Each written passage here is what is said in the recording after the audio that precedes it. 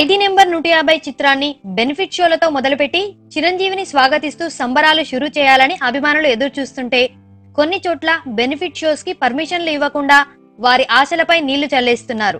హైదరాబాద్ లో కొద్ది కాలంలో బెనిఫిట్ షోలకి పర్మిషన్లు దొరకడం లేదు. కానీ ఏపీలో ఈ సమస్య లేదు. ఏ పెద్ద సినిమాకి అయినా బెనిఫిట్ షోలు బ్రహ్మాండంగా వేసుకుంటున్నారు. బెనిఫిట్ షోస్ కలెక్షన్లతోనే భారీగా రాబట్టిన సినిమాలు కూడా ఈ మధ్య కాలంలో చాలానే ఉన్నాయి. అయితే ఖైదీ నెంబర్ 150 చిత్రానికి వచ్చేసరికే పర్మిషన్లు దొరకడం లేదట. ముఖ్యంగా కృష్ణా జిల్లాలో ఈ చిత్రంపై అధికారులు ఉక్కుపాదం మోపుతున్నారని అభిమానులు ఆరోపిస్తున్నారు. విజయవాడలో ఇటీవల అన్ని భారీ సినిమాలకి బెనిఫిట్ షోస్ పర్మిషన్లు ఇచ్చినప్పుడు ఈ చిత్రానికి ఎందుకు ఇవ్వరని ఈ వివక్ష ఏమిటని ప్రశ్నిస్తున్నారు.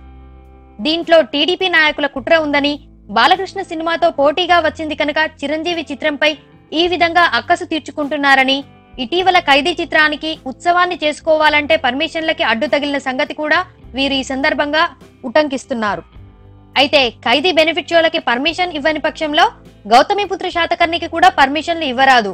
ఒకవేళ దీనికి పర్మిషన్స్ ఇవ్వకుండా దానికి ఇస్తే మాత్రం ఫ్యాన్స్ ఆరోపణలని నిజం చేసిన వారవుతారు. మరి ఆ సినిమా విషయంలో ఏం చేస్తారో చూడాలిక.